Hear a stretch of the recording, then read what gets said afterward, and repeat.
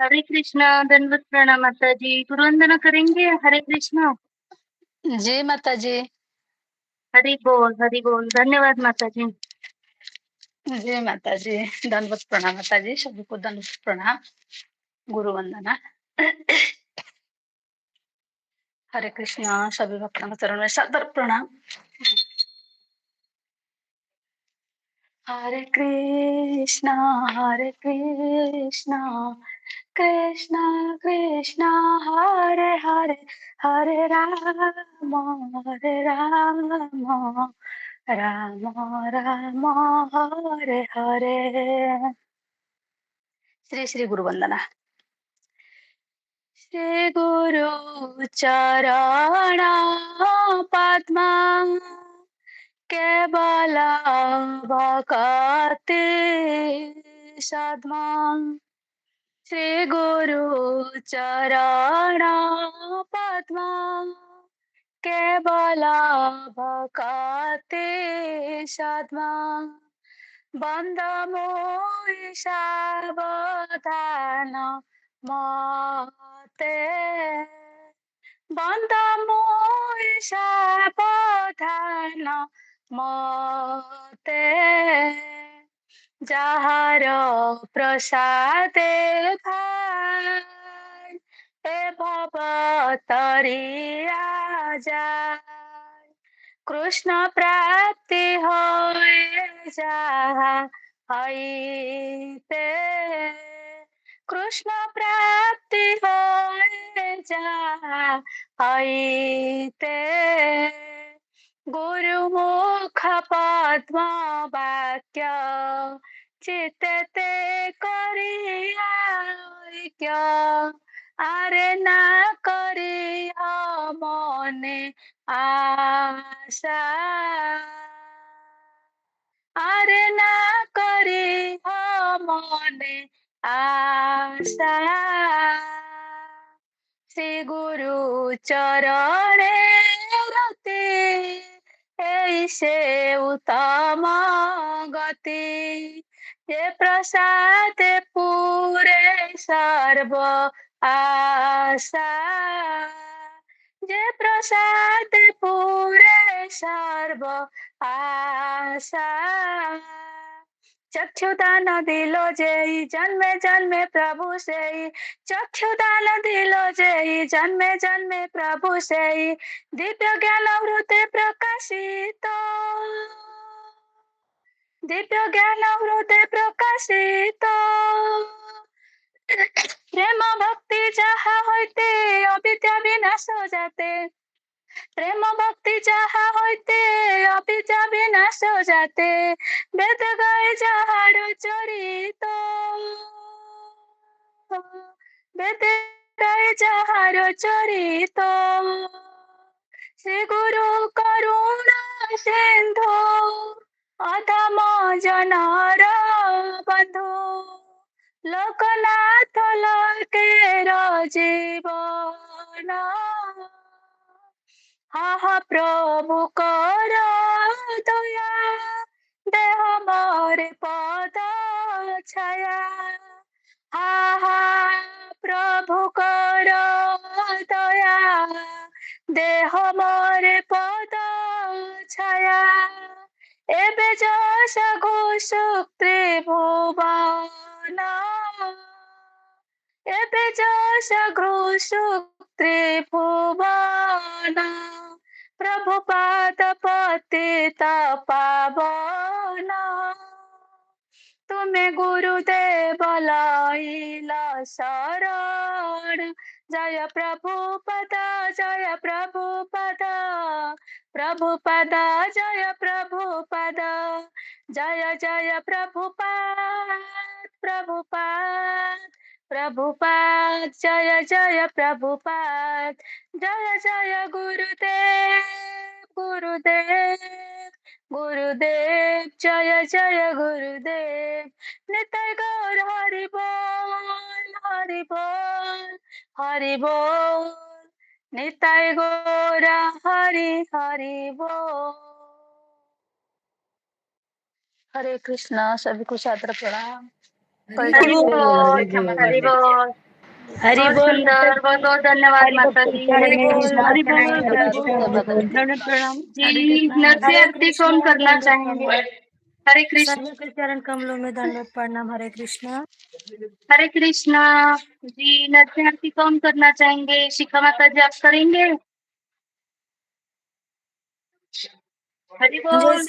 जैसे आपकी आज्ञा जी माता जी। जी जी हरे हरे कृष्णा। कृष्णा, बहुत बहुत धन्यवाद। हरे कृष्ण दंडवत प्रणाम। नरसिंह भगवान की जय। मेरे माता पिता श्री राधे कृष्ण की जय। सभी वैष्णव भक्त की जय। हरे कृष्ण दंडवत प्रणाम। नमस्ते नरसिंहाय। नमस्ते नरसिंहाय। प्रहलाद लाद दायिने। हिरण्यकशिपो वृक्षहा। हिरण्यकशिपो वृक्षहा। शिलाटंकाल नखालाये। शिलाटंकाल नखालाये। हितो नरसिंहा परतो नरसिंहा। यतो यतो यामित तो नरसिंहा। बहे नरसिंहा हृदये नरसिंहा। नरसिंहमदिं शरणं प्रपते। तव कर कमल बहे नखाल। अद्भुत सिंगा डाल डाल हिरण्यकशिपु तन वृंगा। केशवदीता नरहरि रूपा। जय जगदीश हरे। स्वामी जय जगदीश हरे। जय नरसिंह देव जय। सॉरी। प्रहलाद महाराज जय। प्रहलाद महाराज। प्रहलाद महाराज जय। प्रहलाद महाराज जय जय गुरुदेव। गुरुदेव गुरुदेव जय जय गुरुदेव। जय प्रभुपाद की जय। जय नरसिंह भगवान की जय। जय जय नरसिंह भगवान। जय। हरि बोल हरि बोल। हरि बोल, बहुत हाँ सुंदर। थोड़ा सा भटक बहुत गई बहुत माता जी। धन्यवाद हरे माता जी। कृष्ण दंडवत शिखा प्रणाम। माता जी पहले नरसिंह भगवान की ही जय करते हैं। जी जी और जी जी हरि रुद्र बोल। प्रभु जी के चरण कमलों में कोटि कोटि प्रणाम। जी जी हरे कृष्ण प्रभु जी, हरे दंडवत प्रभु प्रणाम। जी दंडवत हरे कृष्णा प्रणाम। दंड शिव भक्तों प्रणाम को से भक्त दंडवत प्रसन्न प्रणाम। दंड हरे प्रणाम। कृष्ण। हरे कृष्ण प्रभु जी। हरे कृष्ण प्रभु जी, दंडवत हरे प्रणाम। कृष्ण तब प्रभु जी दंडवत हरे प्रणाम। कृष्ण प्रभु जी दंडवत हरे प्रणाम। कृष्णा श्री प्रभु जी भगवान दंड जी प्रणाम। हरे कृष्ण प्रणाम। दंडवत प्रणाम। हरे हरे कृष्ण। कृष्णा प्रभु जी दंड प्रणाम। हरे कृष्णा आदिनारायण प्रभु जी चरण प्रणाम। सही भक्तों के अशोक चरणों में प्रभु जी प्रणाम। दंडवत प्रणाम। हरे कृष्ण। हरे कृष्ण प्रभु जी दंडवत प्रणाम। हरे कृष्णा। तो अभी हम हरे श्रीफल में कृष्ण हैं, प्रभु जी दंडवत तो मेरे प्रणाम। पास अभी भागवतम नहीं है।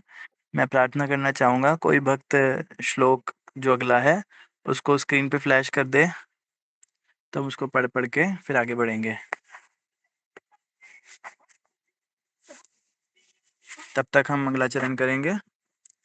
जय राधा माधव कुंज बिहारी, गोपी जन वल्लभा गिरिवरधारी, यशोदनंदन ब्रज जन रंजन, यमुना तीरा वनचारी। जय राधा माधव कुंज बिहारी, जय राधा माधव कुंज बिहारी।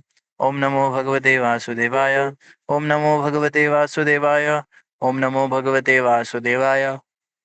नारायणं नमस्कृत्यं नरं चैव नरोत्तमं देवीं सरस्वतीं व्यासं ततो जयमुदीरये। नष्टप्रायेषु भद्रेषु नित्यं भागवत सेवया भगवती उत्तम श्लोके भक्तिर्भवति नैष्टिकी। कृष्णाय वासुदेवाय देवकी नंदनाय च नंदगोपकुमाराय गोविन्दाय नमो नमः। जय श्री कृष्ण चैतन्य प्रभु नित्यानंद श्री अद्वैत गदाधर शिवासादि गौर भक्त वृंदा। गुरुवे गुरुचंद्राय राधिकाय तदाय कृष्णाय कृष्णभक्ताय तद्भक्ताय नमो नमः। मूकं करोति वाचालं पङ्गुं लङ्घयते गिरिं यत्कृपातमहं वन्दे श्रीगुरुं दीनतारिणं श्रीपरमानन्दमाधवं श्रीचैतन्येश्वरं। हरे कृष्ण कृष्ण कृष्ण हरे हरे, हरे राम राम राम हरे हरे। हरे कृष्ण। आप सभी भक्तों और माताओं का हार्दिक स्वागत है आज की श्रीमद् भागवतम की इस कक्षा में। स्वागतम सुस्वागतम। और आज हम पढ़ेंगे श्रीमद् भागवतम स्कंद 1 अध्याय नंबर 15 और श्लोक संख्या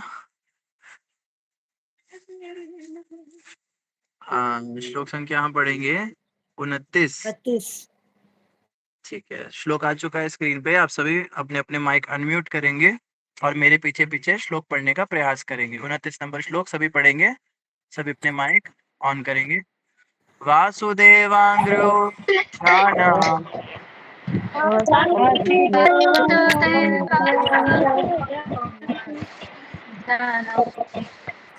परिबृंहितरन् हसा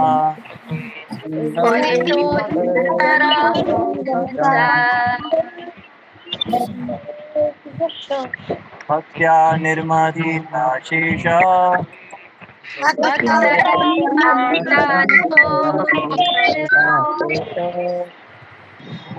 कषायाधिकृणोऽर्जुनः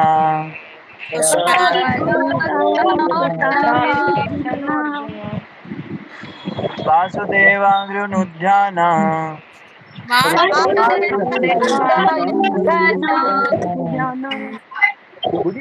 परिबृंहितरन् हसा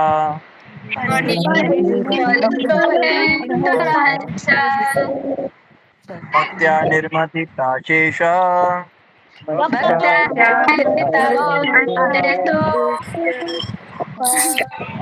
कषायाधिकृणोऽर्जुनः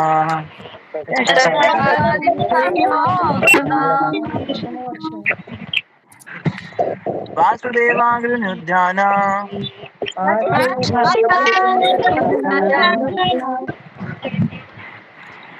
परिबृंहितरन् हसा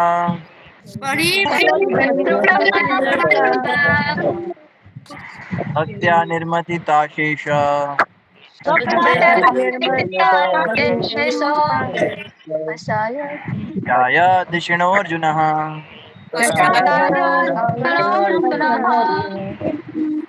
ये श्लोक ऐसा लग रहा है जैसे पढ़ा हुआ है पहले। इसको हमने पढ़ा है पहले हरे भी। कृष्णा प्रभु जी, हरे कृष्णा। 32 श्लोक होना है प्रभु जी, 32 नंबर श्लोक होना है।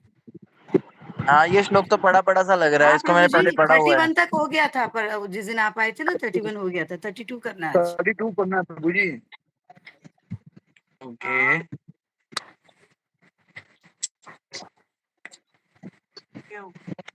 ठीक है। 32 नंबर श्लोक भी आ गया हमारी स्क्रीन पे। 32 नंबर पढ़ेंगे। निशम्य भगवान मार्गम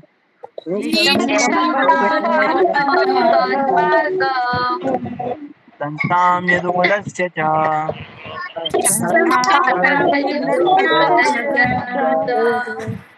स्वपथाय मत्तिं चक्रे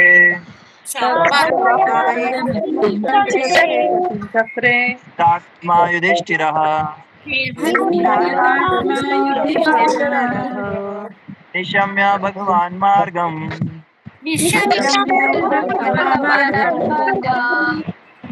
संस्थां यदुकुलस्य च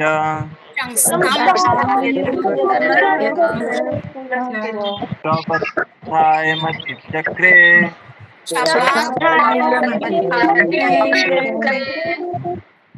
निभृतात्मा युधिष्ठिरः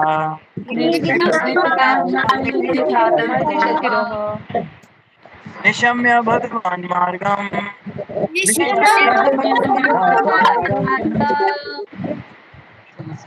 संस्थां यदुकुलस्य च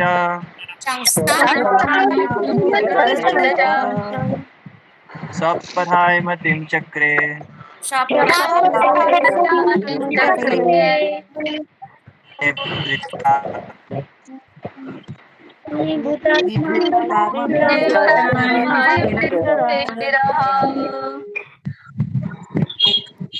धन्यवाद। सभी अपना माइक बंद कर लेंगे। तो ये जो श्लोक है 32 नंबर, इसका शब्दार्थ हमारे सामने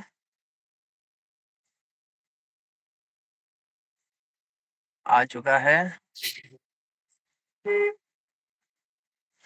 शब्दार्थ इस प्रकार से है।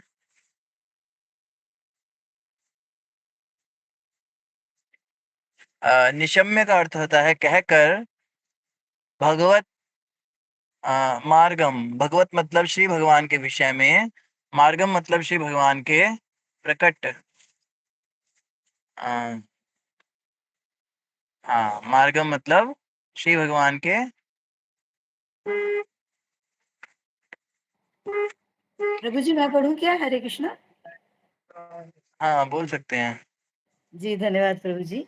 निशम्य कहकर भगवत श्री भगवान के विषय में, मार्गम श्री भगवान के प्रकट तथा अप्रकट होने के रास्ते, संस्थाम अंत यदुकुलस्य राजा यदु के वंश का च भी स्वः श्री भगवान का धाम पथाए रास्ते में, मतिम इच्छा चक्रे ध्यान दिया, निभृत आत्मा अकेले एकांत युधिष्ठिर राजा युधिष्ठिर ने। हरे कृष्ण प्रभु जी। तो राजा युधिष्ठिर, धन्यवाद माता जी। राजा युधिष्ठिर ने क्या किया? राजा युधिष्ठिर ने श्री ये जो यदुकुलस्य स्वपथाय मथिम चक्रे निवृत्त आत्मा, ये निवृत्त आत्मा अकेले हो गए और इन्होंने भगवान का ध्यान किया। और अब युधिष्ठिर महाराज क्या करेंगे? ये भी संन्यास ले लेंगे, क्योंकि अर्जुन ने अभी इनको बड़ा सुंदर दिव्य ज्ञान दिया। और अर्जुन ने भगवान श्री कृष्ण के विषय में बताया कि भगवान श्री कृष्ण जा चुके हैं। तो इसको सुनकर अभी कुंती माता तो प्राण ही त्याग देंगी, और पांचों पांडव जो हैं, ये जिनमें मुख्य रूप से युधिष्ठिर महाराज हैं, ये पहले आगे बढ़ेंगे और बाकी चारों भाई भी इनके पीछे चलेंगे और ये लोग सभी मिलकर संन्यास ले लेंगे। अनुवाद प्रभुपाद जी ने लिखा है, भगवान श्री कृष्ण के स्वधाम गमन को सुनकर तथा पृथ्वी पर से यदुवंश के अंत को समझकर महाराज युधिष्ठिर ने भगवत धाम जाने का निश्चय किया। तो इस श्लोक में इन्होंने भगवत धाम जाने का निश्चय किया है। आप सबको याद होगा भगवान श्री कृष्ण के पास, भगवान श्री विष्णु के पास गौ माता के रूप में पृथ्वी गई थी और सब देवता गए थे, ब्रह्मा भी गए थे। और वहां जाकर उन्होंने प्रार्थना की थी, पुरुष सूक्त प्रार्थना की थी कि प्रभु पृथ्वी पर असुरों का बहुत ज्यादा बोलबाला हो गया, कृपया करके आप अवतार लीजिए और पृथ्वी का बोझ हल्का कीजिए, पृथ्वी का भार उतारिए। तब भगवान ने कहा था, हे देवताओं तुम सभी क्या करो, यदुवंश में अलग अलग रूप में प्रकट हो जाओ मेरी लीलाओं का संपादन करने के लिए, और मैं भी समय आने पर प्रकट होऊंगा और पृथ्वी का भार हल्का करूंगा। तो श्री कृष्ण जब आए, उनसे पहले यदु के जितने भी यदुकुल के लोग हैं, ये सब अलग अलग देवता ही थे। भिन्न भिन्न देवता जो है इनके कुल में उत्पन्न हुए थे, जिनमें इंद्रदेव, कामदेव, ये यमराज इत्यादि जितने भी देवता थे, अग्नि, वायु, सबके सब आए थे अलग अलग रूपों में। और ये जो 5 पांडव हैं, ये भी 5 देवताओं के अंश से प्रकट हुए थे, जिनमें मुख्य रूप से धर्मराज और वायुदेव, इंद्रदेव और अश्विनी कुमार थे। तो और जो द्रौपदी माता थी, ये भी याज्ञनिका थी, ये यज्ञ सेनी थी, यज्ञ से प्रकट हुई थी। ये पैदा नहीं हुई थी बाकी लोगों की तरह। तो ये सब दिव्य आत्माएं थी, जो कि भगवान श्री कृष्ण की लीलाओं को संपादन करने के लिए उनके साथ आई थी। जैसे हम देखते हैं कि कोई फिल्म होती है, उसमें मुख्य नायक और नायिका कोई रोल करते हैं, कोई नृत्य करते, नाचते हैं। फिल्मों में अक्सर हीरो हीरोइन नाचते हैं। तो जब ये नाच रहे होते हैं, तो इनके पीछे भी बहुत सारे लोग नाच रहे होते हैं, क्योंकि उनका काम बस इतना होता है ताकि हीरो हीरोइन हाईलाइट हों। लेकिन जब इनका गाना खत्म हो जाता है, तो वो लोग भी उस सेट से चले जाते हैं, वो भी वहां पे ज्यादा देर रहते नहीं हैं। स्टेज शो पर भी जब कोई मुख्य किरदार होता है, वो अपना काम पूरा कर लेता है, तो बाकी के जो आगे पीछे के जो लोग अपना छोटे मोटे रोल करने वाले होते हैं, वो भी चले जाते हैं वहां से, वो भी अपना बोरिया बिस्तर पैक कर लेते हैं। तो श्री कृष्ण अब धाम गमन कर चुके हैं। श्री कृष्ण ने पृथ्वी का भार बहुत हल्का कर दिया। इतना बड़ा महाभारत का युद्ध हुआ, उसमें 64 करोड़ लोग मरे। 64 करोड़ बहुत ज्यादा होते हैं। इतने लोगों का विनाश हुआ, अधर्म पूरी तरह समाप्त किया, धर्म की संस्थापना की भगवान ने, असुरों के वंशों को सबको समाप्त कर दिया और इस तरह से पृथ्वी को उसका भार हल्का किया और भगवान श्री कृष्ण स्वधाम को चले गए। भगवान ने कहा मेरा काम पूरा हो गया, अब मैं चलता हूँ। तो श्री कृष्ण के जाने के बाद अब पांडवों के हृदय में आया कि हम भी क्या करेंगे। हम पांचों भाई श्री कृष्ण की लीलाओं का संपादन करने के लिए आए थे। ये कोई मनुष्य तो थे नहीं, ये सब देवता थे। ये अलग अलग देवलोकों से आए थे और जिन लोगों से ये आए थे उन लोगों पर इनकी जरूरत भी थी। जैसे कोई व्यक्ति छुट्टी मनाने जाता है तो कुछ दिनों तक ही छुट्टी मना सकता है, उसके बाद उसको फोन आने लगते हैं जल्दी से वापस आओ, काम पे आओ, घर में आओ, ये है वो है। तो इन देवताओं को भी अलग अलग प्रकार से वापस जाने के संकेत आ रहे थे, इनके लोगों से इनको बुलाया जा रहा था। तो भगवान श्री कृष्ण तो चले गए, अब हमें इस पृथ्वी पर करना भी क्या है, हमारा भी काम पूरा हो गया। तो ये सोचकर भी युधिष्ठिर महाराज ने श्लोक में सोचा है कि अब मैं भी वापस धाम को गमन करूं। और आज के श्लोक में युधिष्ठिर महाराज इस प्रकार से अपना निश्चय कर रहे हैं और आने वाले श्लोकों में इसी अध्याय में युधिष्ठिर महाराज और उनके बाकी भाई ये सब लोग सन्यास भी ले लेंगे। सन्यास आश्रम क्या होता है, सन्यासी कहते किसे हैं। शास्त्रों में बताया गया है सन्यासी का मतलब साधु संत नहीं होता। हमें लगता है सन्यासी का मतलब कोई बाबा होता है या कोई महात्मा ही होता है। सन्यास एक वर्ण व्यवस्था का अवश्यंभावी नियम था और प्रत्येक व्यक्ति के लिए अनिवार्य था। ब्राह्मण और क्षत्रियों के वंशों में सन्यास की प्रथा अधिक प्रचलित थी। जीवन के 25 साल तक ब्रह्मचर्य का पालन करके कोई व्यक्ति विवाह करता था और विवाह के बाद में शेष 25 साल तक वो गृहस्थी निभाता था।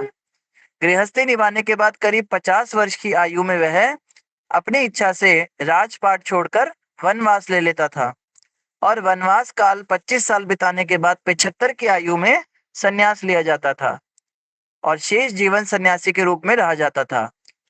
और हर राजा ये करता था।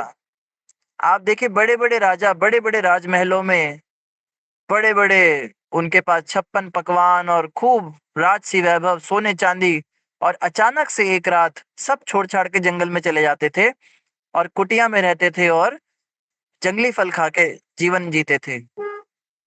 ये तो सभी को पता है कि सभी राजा लोग इस तरह से अचानक से संन्यास ले लेते थे।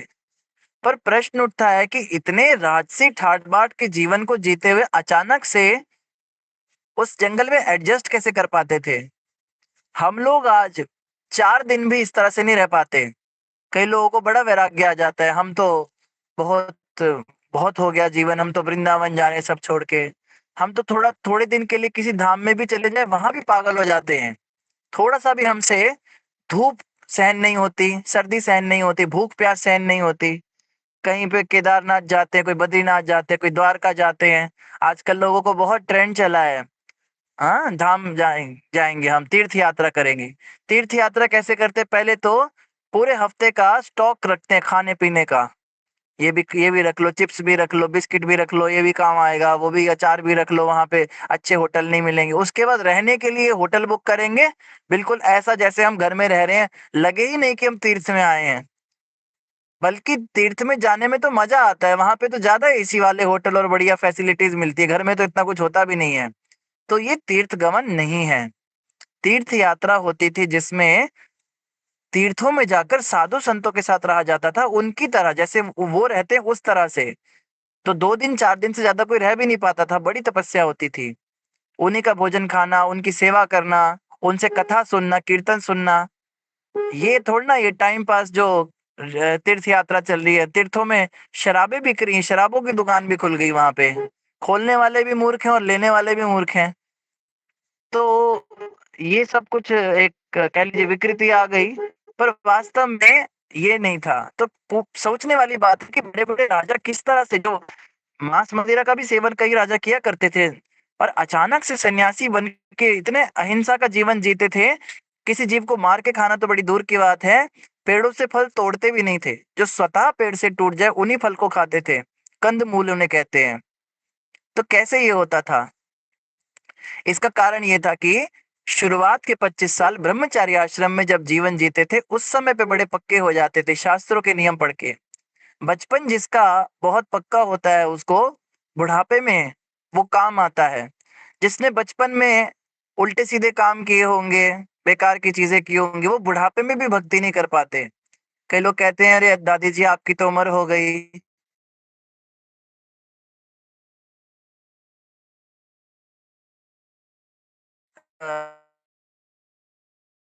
चुगली में, पैसे धन के लालच में, इनमें बिताया, तो बूढ़े होने के बाद भी आप देखते हैं उनकी आसक्ति खत्म ही नहीं होती।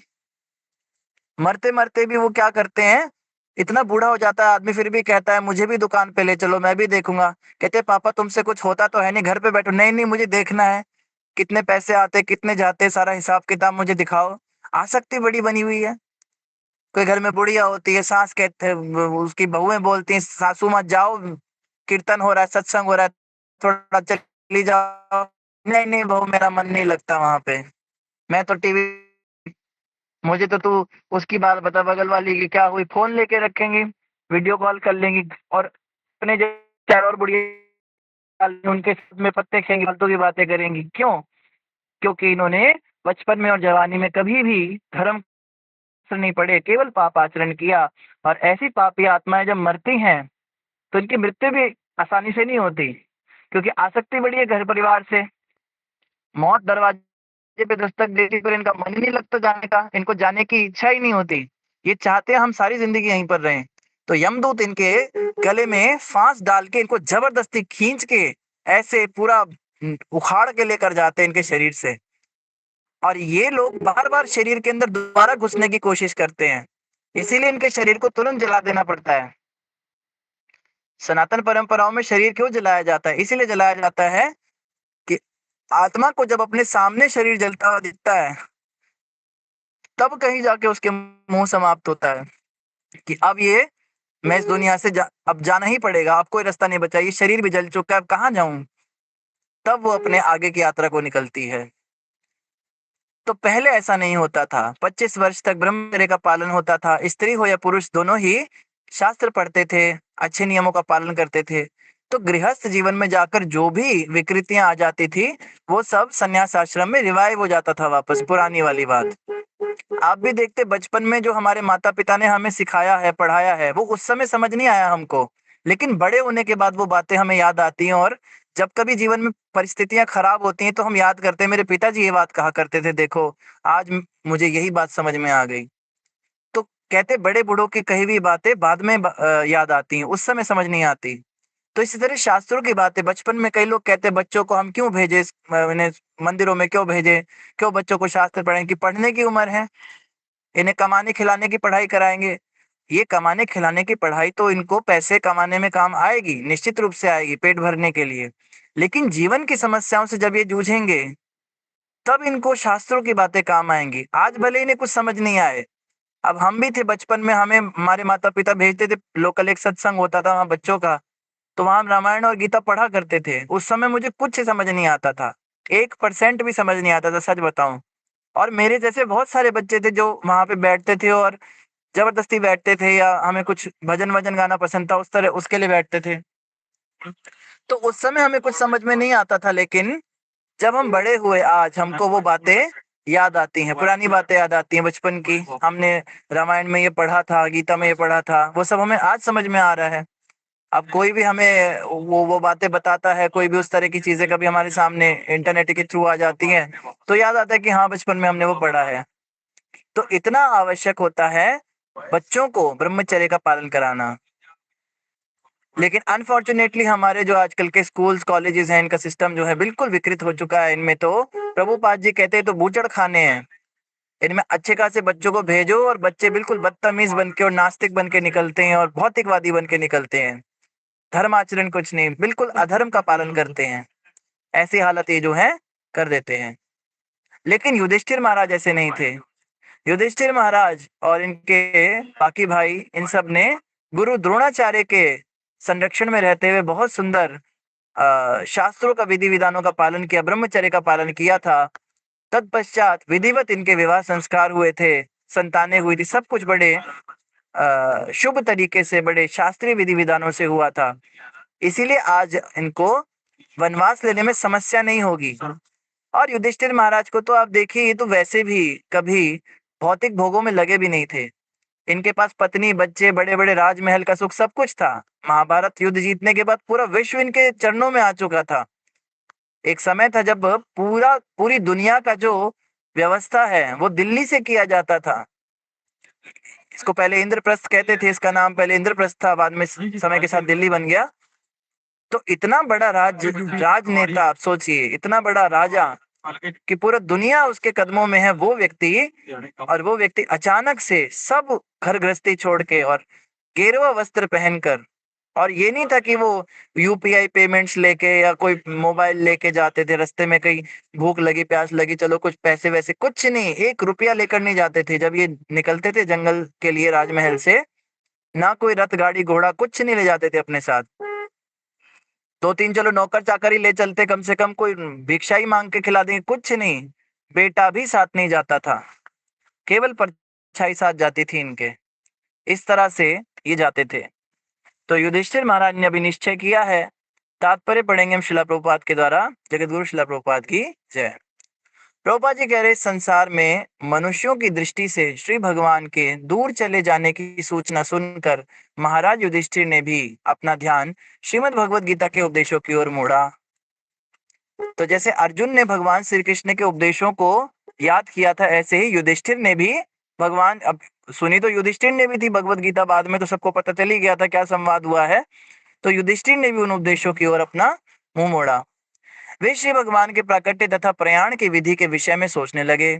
इस मर्त्य ब्रह्मांड में श्री भगवान के प्रकट होने तथा उनके अंतर्ध्यान होने का उद्देश्य पूर्ण रूप से श्री भगवान की परम इच्छा पर निर्भर करता है। भगवान कब प्रकट होंगे और कब अप्रकट होंगे, ये सब भगवान की परम इच्छा पर ही निर्भर करता है। कोई व्यक्ति भगवान को मजबूर नहीं कर सकता आने के लिए।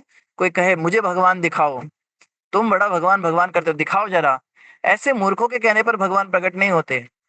कोई व्यक्ति अगर आपको ये कहता है हम तुम्हें भगवान दिखा सकते हैं, आ जाओ, किसी के कहने पे भगवान नहीं आते। भगवान किसी के दास नहीं है, भगवान कोई नौकर नहीं है कि तुम भगवान को ऑर्डर चलाओगे। श्री भगवान अपनी इच्छा से कभी भी कहीं भी प्रकट हो जाते हैं और अपनी इच्छा से कभी भी अप्रकट हो जाते हैं। ये उनकी स्वतंत्र इच्छा पर निर्भर करता है। आगे कह रहे हैं, वे किसी उच्चतर शक्ति द्वारा प्रकट या अप्रकट होने हेतु बाध्य नहीं है।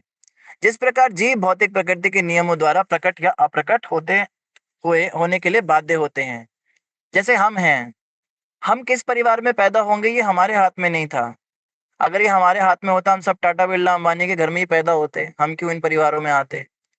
तो ना ही हमारा शरीर हमारे हाथ में था कि हम गोरे पैदा होंगे, काले पैदा होंगे, हमारा शरीर कैसा होगा, हमारा आईक्यू लेवल कितना होगा, ये सब प्रकृति के नियमों के द्वारा होता है। हमारे कर्मों के अनुसार हमें जबरदस्ती ऐसे परिवारों में, ऐसे शरीर में फेंक दिया जाता है। लेकिन भगवान ऐसे नहीं है। भगवान जैसे चाहे उस परिवार में प्रकट हो सकते हैं, जैसा शरीर चाहे वैसा पा सकते हैं। भगवान जैसा आईक्यू लेवल चाहे, भगवान जो चाहे स्त्री बन सकते हैं, पुरुष चाहे पुरुष बन सकते हैं। भगवान सांप बन सकते हैं, भगवान मेंढक बन सकते हैं, कछुआ बन सकते हैं, मछली बन सकते हैं, आधे नर आधे सिंह बन सकते हैं। ये श्री कृष्ण की विशेष शक्ति है। यही अंतर है हम में और भगवान में, कि भगवान जब आते हैं तो वो सब उनके हाथ में होता है, और हम जब आते हैं तो हमारे हाथ में कुछ भी नहीं होता। हम केवल मजबूर होते, बेबस होते हैं। जब भी श्री भगवान चाहते हैं, वे कहीं भी और सर्वत्र प्रकट हो सकते हैं। इससे किसी अन्य स्थान पर उनके प्राकट्य तथा तिरोधान पर कोई प्रभाव नहीं पड़ता। वे सूर्य के समान हैं। सूर्य स्वेच्छा से किसी स्थान पर उदय और अस्त होता है, किंतु इससे अन्य स्थानों पर उसकी उपस्थिति पर कोई प्रभाव नहीं पड़ता। सूर्य पश्चिम गोलार्ध में अस्त हुए बिना भारत में प्रातः काल उदय होता है। सूर्य पूरे सौर मंडल में सर्वत्र उपस्थित रहता है, किंतु ऐसा प्रतीत होता है कि किसी एक स्थान में सूर्य निश्चित समय पर प्रातः उदय होता है और शाम को निश्चित समय पर अस्त होता है। जब सूर्य के लिए समय की सीमा कोई अर्थ नहीं रखती, तो फिर परमेश्वर के विषय में क्या कहा जाए, जो सूर्य के भी सृष्टा तथा नियामक हैं। तो सूर्य का यहाँ पे उदाहरण दिया गया कि एक भौतिक जगत का सूर्य भी आप देखेंगे तो उसमें भी इतनी शक्ति होती है कि वो कभी भी कहीं भी प्रकट हो जाता है। भारत में रहते रहते वो 2-3 और देशों में भी प्रकट हो जाता है, पाकिस्तान में, बांग्लादेश में भी प्रकट हो जाएगा। उसको भारत से जाने की जरूरत नहीं पड़ेगी और एक ही जगह पर रहते रहते वो सब जगह पर रोशनी दे देता है। तो जब सूर्य भगवान की एक शक्ति है, सूर्य के अंदर इतनी शक्ति है तो भगवान में तो क्या ही शक्ति होगी। और आगे कहा जा रहा है, अतएव श्रीमद् भगवद गीता में कहा गया है कि जो कोई श्री भगवान की अचिंत्य शक्ति द्वारा उनके दिव्य प्राकट्य तथा तिरोधान को वास्तव में समझ लेता है, वह जन्म मृत्यु के चक्कर से मुक्त हो जाता है और चिन्मय आकाश में स्थित हो जाता है, जहां पर वैकुंठ के ग्रह हैं। तो यहाँ पे यही बताया जा रहा है कि भगवान के अचिंत्य शक्ति द्वारा उनके दिव्य प्राकट्य और तिरोधान को वास्तव में समझना हमारा उद्देश्य है जीवन का। कौन से श्लोक में कहा है भगवान ने भगवत गीता में, कौन बताएंगे? कौन से श्लोक में भगवान ने बात कही कि जो मेरे जन्म मृत्यु के चक्कर को समझ जाता है वही प्रभु जी मेरे धाम को चला 4.9 जाता है? 4.9 हाँ, जन्म कौन सा कर्म श्लोक है? च मे दिव्य। हाँ, वेरी गुड। जन्म कर्म च मे दिव्यम एवं यो वेत्ति तत्वतः त्यक्त्वा देहम पुनर्जन्म नैति मामेति सो अर्जुन। अर्जुन, मेरा जन्म और मेरे कर्मों को जो समझ जाता है, इनकी दिव्यता को समझ जाता है, मैं कितने दिव्य रूप से प्रकट होता हूँ और कितने दिव्य रूप से लीलाएं करता हूँ, उसका इस भौतिक जगत में दोबारा जन्म नहीं होता और वो मेरे धाम को आ जाता है। लेकिन आधुनिक लोगों की कोई रुचि नहीं भगवान में, भगवान की कथा सुनने में कोई रुचि नहीं है। हमारी रुचि केवल फालतू के कामों में है, इधर उधर की बातें, निंदा चुगली, टाइम पास, मोबाइल, टीवी, इन सब में हमारा मन लगता है। भगवान की कथा सुनने में हमारा मन ही नहीं लगता। इसका कारण क्या है? इसका कारण है कि हमने बहुत ज्यादा इंद्रिय तृप्ति की हुई है। जब हम अनरेस्ट्रिक्टेड सेंस ग्रेटिफिकेशन बहुत ज्यादा कर लेते हैं तो हमारा मन भगवान में लगना बंद हो जाता है। लेकिन जो थोड़ा बहुत भी सुकृतिवान है, जिसने जीवन में थोड़े भी पुण्य किए हुए होते हैं, उसको पुण्य श्लोक भगवान में आनंद आता है, उसको भगवान की बातों में इंटरेस्ट आता है। आप किसी के पास जाकर कहोगे अरे कुछ भगवान के बारे में बताता हूँ, अरे किसी और टॉपिक पे बात करते हैं ना, ये कोई टॉपिक है क्या, चलो कुछ और बात करते हैं, और बताओ क्या चल रहा है तुम्हारी जिंदगी में। लोग अवॉइड करते हैं इन बातों को, वो टॉपिक बदलना चाहते हैं क्योंकि उनका स्वाभाविक जो कर्म है वो इंद्र तृप्ति है, अपनी सेंसेस का ग्रेटिफिकेशन करना है। लेकिन यहाँ पे बताया जा रहा है कि भगवान के विषय में हमको जिज्ञासा करनी चाहिए, मनुष्य जन्म इसीलिए मिला है। तो श्री कृष्ण के जन्म और श्री कृष्ण के लीलाओं को समझने में हमें अपना समय लगाना चाहिए। और जिसको लगता है कि वो भगवान के जन्म और लीलाओं की दिव्यता को समझ चुका है, उस व्यक्ति का दोबारा जन्म नहीं होगा। लेकिन हमारा तो जन्म होता है, इसका अर्थ है कि हम अभी तक भगवान के जन्म और लीलाओं की दिव्यता को नहीं समझे हैं। तो खैर आगे यही बताया जा रहा है, चिन्मय आकाश में स्थित हो जाता है और वैकुंठ में चला जाता है वो व्यक्ति। वहां पर ऐसे मुक्त व्यक्ति जन्म मृत्यु जरा तथा रोग के भय से रहित होकर शाश्वत रूप से आगे चेंज करेंगे माता जी, नेक्स्ट पेज। लोकेशन कहाँ पर है यहाँ पर? रेखा माता जी नेक्स्ट पेज करिएगा।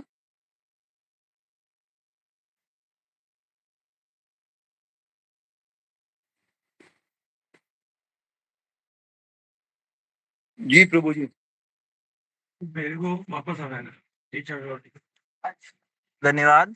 जूम कीजिए आगे यहाँ पे, हाँ ऊपर, ठीक है, रह सकते हैं। तो भगवान के धाम में हम बिना जन्म मृत्यु जरा और व्याधि के रह सकते हैं।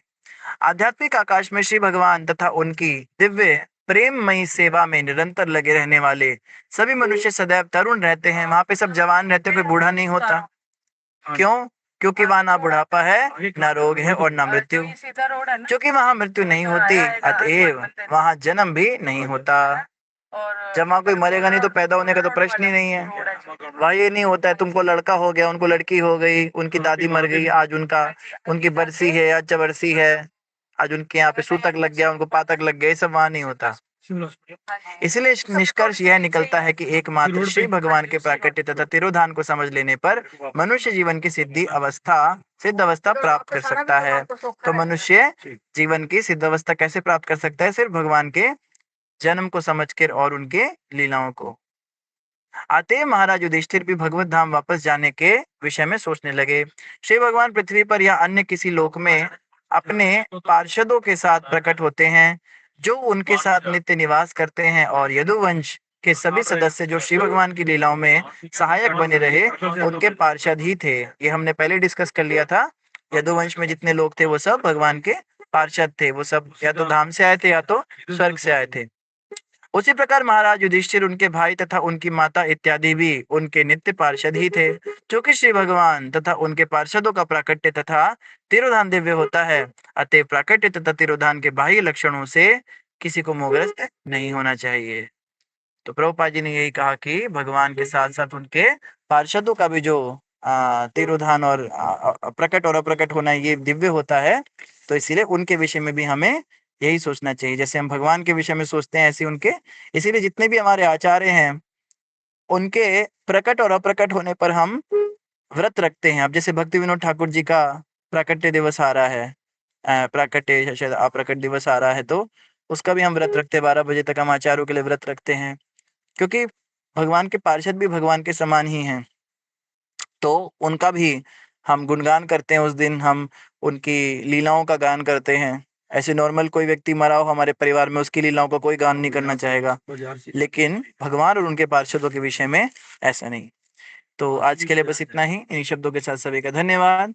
ग्रंथराज श्रीमद् भागवतम महापुराण की जय। जगत गुरु श्रील प्रभुपाद की जय।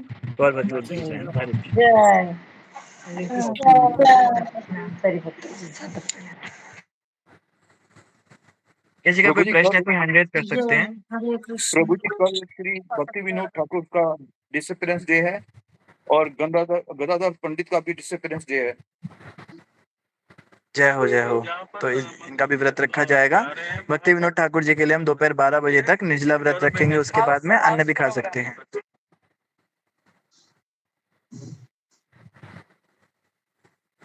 ठीक है, तो कोई हैंड रेज नहीं है आज के लिए। इतना ही। आदिनारायण प्रभु जी आज के लिए आ गया।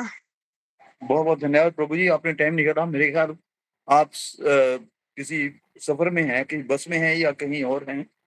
जी आज कहीं जा रहे हैं प्रोग्राम के लिए। तो बहुत बहुत धन्यवाद प्रभु जी, आपने टाइम निकाला। बहुत बहुत धन्यवाद। सही भक्तों के चरणों में दंड प्रणाम। वांछाकल्पतरुभ्यश्च कृपा सिंधुभ्यः च पतितानां पावनेभ्यो वैष्णवेभ्यो नमो नमः। अनंत कोटि वैष्णव वृंद की जय।